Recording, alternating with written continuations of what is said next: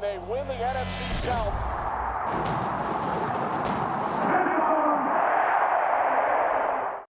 Ooh, it is game week. What's good, everybody? Let's talk some Tampa sports. We made it. Moment of silence.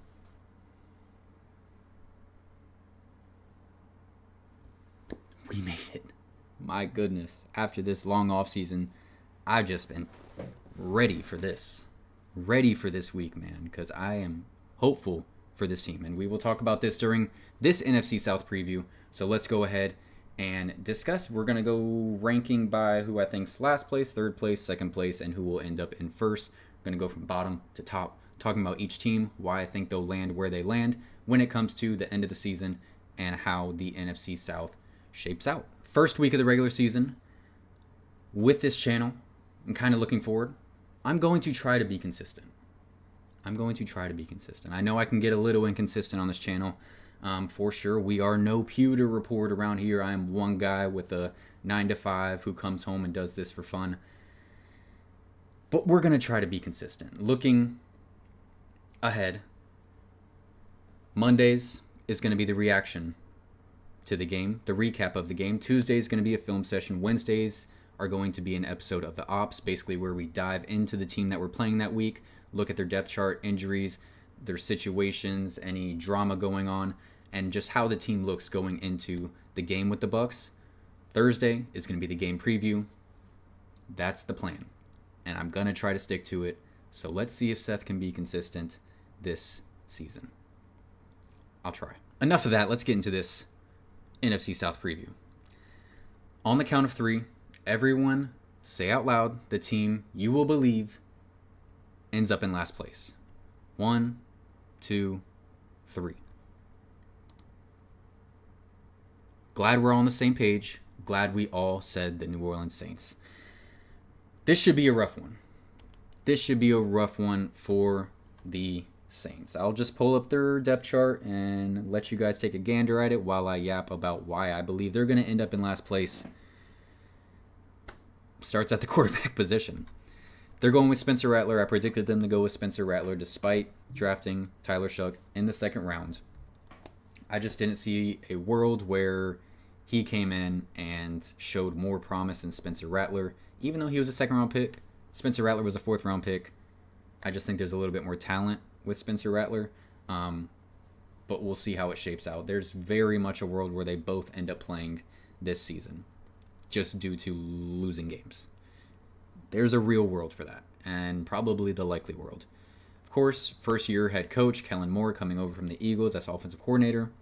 We'll see how that shapes out. Their offense has some veterans. Kamara still hanging around. Olave still hanging around as long as he does not get hit in the head. He's a good receiver. Rashid Shaheed coming off an injury. We'll see what he can bring as long as he still has that explosiveness he showed at the beginning of last year. Brandon Cooks, free agent pickup, veteran. How much does he have left in the tank? I don't know. We'll find out. Jawan Johnson, solid tight end. And then that offensive line. Kelvin Banks Jr., first-round pick out of Texas. All reports, things are looking good there. I expect him to be a good left tackle. And I think that's the biggest and best thing about this Saints offense is that they have promise at both tackles. Rookie and Kelvin Banks Jr., first-round pick at left tackle, and Talise Fuaga going into year 2 showed very good promise in year 1. That's 2 very good, promising, I'm not going to say very good, very promising pieces that you have at 2 very important positions in left tackle and right tackle as the Saints try to figure out their quarterback situation. That's a good thing. If they continue to draft QBs and until they find the right one, that right one will have 2 good offensive tackles to protect him. So they at least have that. Cesar Reese, solid. Eric McCoy, Trevor Penning, but that's about all I can grasp from the offense. I'm sorry. Defense, very, very just not scared of what they have going on. Justin Reed, good free agency pickup after Tyrann Mathieu retired. Ended up being a pickup that was needed. Julian Blackmon, another free agent pickup from the Colts, I believe. Kool-Aid McKinstry looking to take another step after his rookie year in the secondary. Alontae Taylor, I don't love him as your cornerback 2 on the outside. Much better as a nickel corner, but they need him to play outside. That front 4 is not very good. Chase Young, average. Carl Granderson, average. Cam Jordan, Godshaw, Brian Breesy. Who's scared of this? Who is scared of this? Nobody.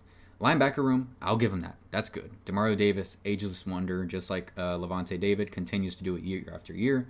Pete Warner, very good partner in crime to Demario Davis. So I'll give them, they have a good linebacker room.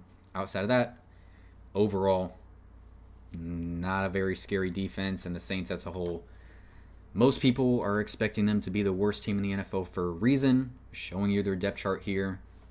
I think we see it. First year head coach, running it back with Spencer Rattler. What do you grab onto here? Ask the Saints fan.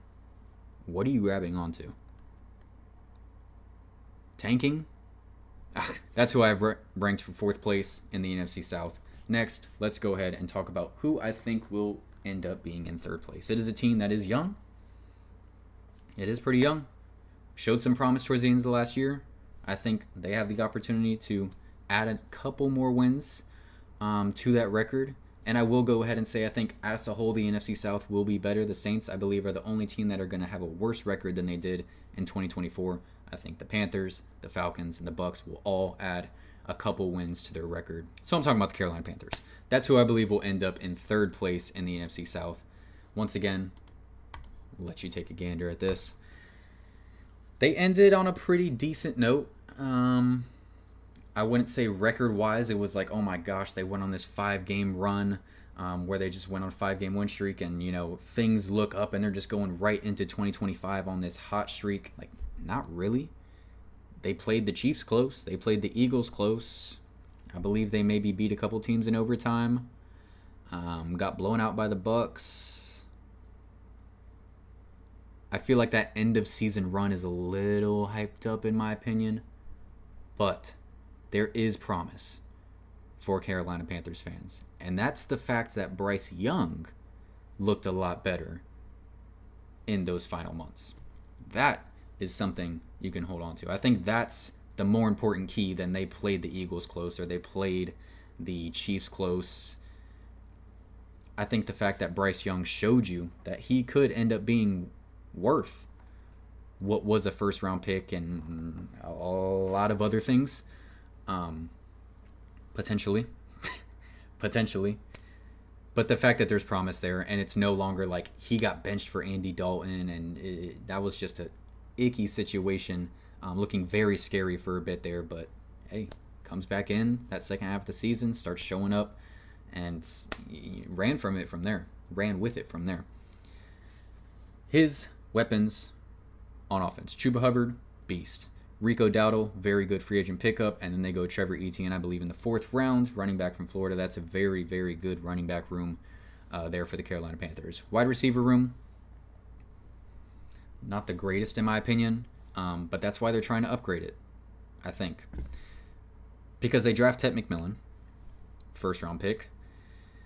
Should be a very good receiver. I have no doubts in Ted McMillan to end up being a very good receiver. Xavier Legette, he just needs to be more consistent. Talent is there, needs to limit the drops and just lock in and, be a wide receiver too, week after week. And I don't think he proved that last year. He needs to prove it this year if they want to do anything on offense. Outside of that, they end up trading Adam Thielen back to the Minnesota Vikings. So you're rocking with David Moore, Hunter Renfrow, Jimmy Horn Jr., shout out USF, and Jalen Coker's on IR. Yeah, not the greatest room. Tight end, again, not the greatest room. Sanders was a guy I liked coming out of college. I think, getting past injuries, he could have some talent. Outside of that, not much there. Offensive line, I like their guards. They spent a lot of money on their guards, and I think it did shape out for them. And I think that's really the strongest points for them on offensive line. Taylor Moton's pretty good there as well. But we'll see how well they can protect Bryce Young in 2025, which should be an improved offense.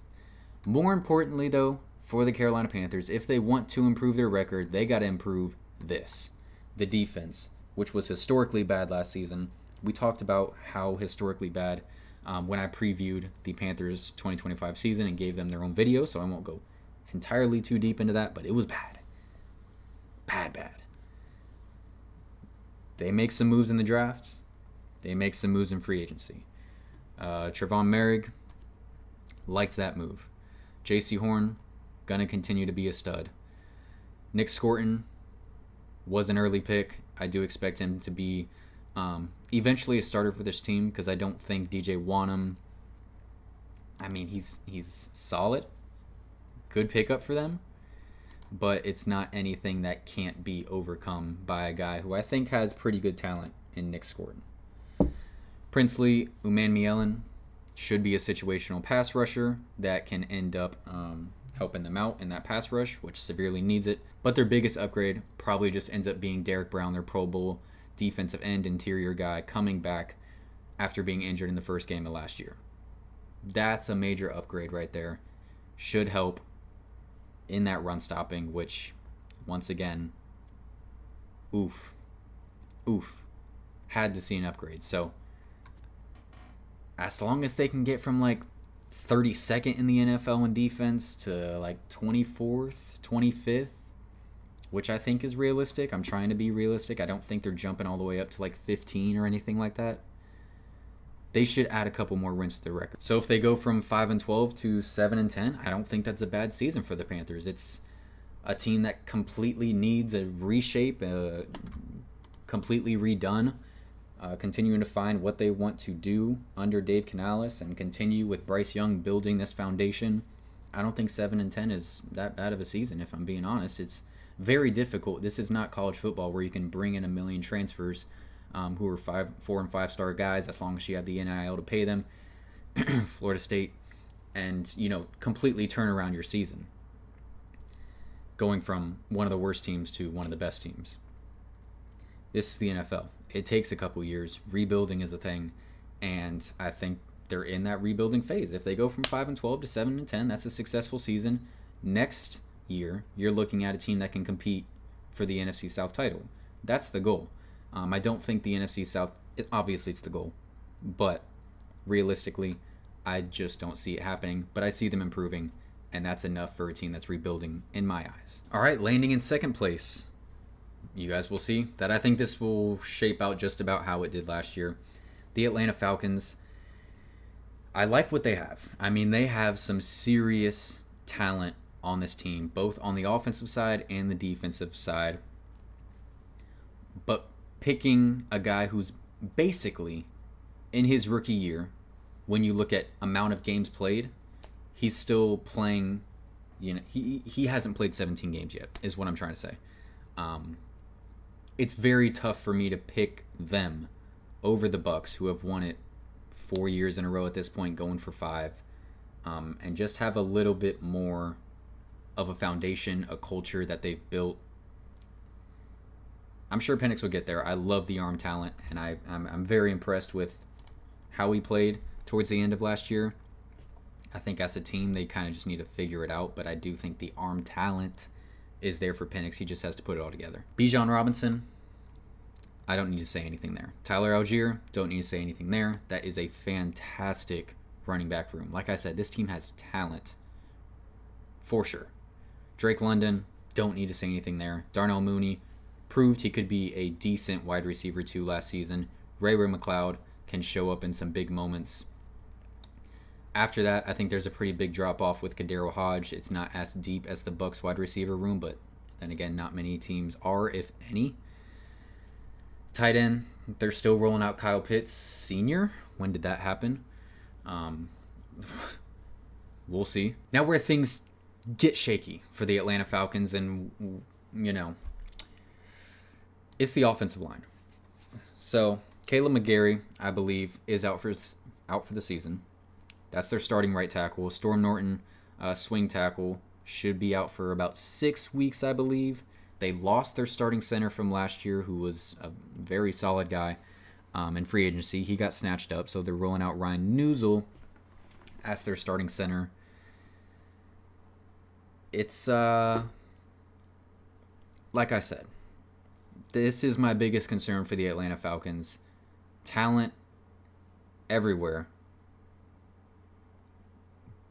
But rolling out Michael Penix, second-year guy, but like I said, still does not have that much NFL experience, not starting till late last year.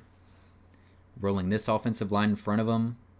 Remember, Michael Penix is a lefty, so Caleb McGarry was his blindside guy. It's a bit scary, in my opinion. It's a bit scary. And as a Bucs fan, we'll get into that. We'll get into that on Thursday. Defense, again, like the offense, there is talent there, but it's just finding a way to put it all together and really up front. Again, AJ Terrell, beast. Jesse Bates, all pro. Xavier Watts, I think, is going to be a fantastic rookie. Mike Hughes, solid. Divine Diablo, like that pickup in free agency. Caden Ellis, very good. Leonard Floyd, this is a free agency pickup, veteran guy. We'll see what he ends up bringing. And yeah, they spend a lot of capital trying to get James Pierce Jr. They move up in the first round, and use a first round pick from next year's draft to snag him. Looks like he ends up being a backup after using that much capital on him. We'll see how that ends up. And then Jalen Walker, I think a ton of talent. It'll be interesting to see how they use him because he can be very versatile, playing linebacker or edge rusher. So we'll see what he ends up looking like. He's listed as a backup as well, and that's their first round pick. So these two guys they just put a bunch of capital into can very well end up becoming the starters, but for now, I don't see that they made enough of an investment along that defensive line, which struggled mightily last year. I do like Leonard Floyd, and I like that they tried to address it in the draft. It's just TBD. I can't put my faith in it, so it's hard for me to be like, yeah, I think this team can definitely overtake the Bucs in terms of winning the NFC South. It's hard for me to believe that and hold on to that. And then, of course, moving on to the team that I believe will end up in first. This is not a biased pick. It's not. If this ends up on Saints, Panthers, and Falcons fans' pages and you end up watching, it's not a biased pick. Look at the books.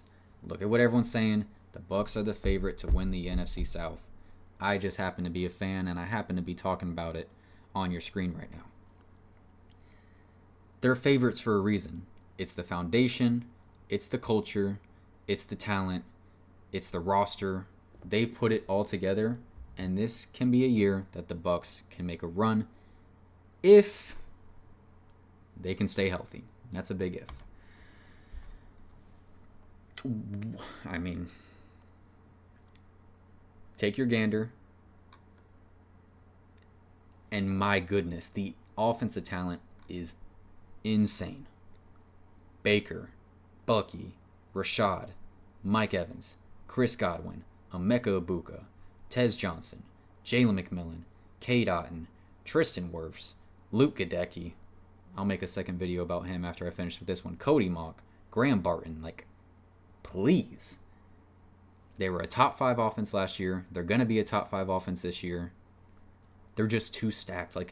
They were already a top 5 offense last year. Lost nobody. They lost nobody from last season. And they draft Emeka Ibuka in the first round and pick up Tez Johnson? Bro. Chris Godwin's going to end up healthy at some point.